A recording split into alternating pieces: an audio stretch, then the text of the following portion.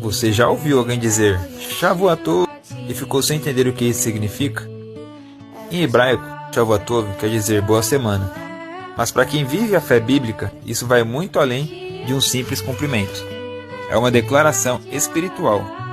Logo depois do Shabat, quando termina o dia separado, nós declaramos que a luz, a paz e a presença do Eterno não ficarem lá atrás, elas vão com a gente para a semana inteira. É como se disséssemos: eu vivi o Shabat e agora eu levo essa santidade comigo. Shavuot é quase uma bênção profética. É desejar que os próximos dias sejam guiados por aquilo que aprendemos, descansamos e recebemos no tempo santo. E é um lembrete: mesmo na correria da semana, a presença de Deus pode continuar com você. Então, que você tenha uma semana cheia do propósito, luz e direção. Se você deseja uma semana abençoada, compartilhe essa mensagem para um amigo e deixe nos comentários. Shavuot!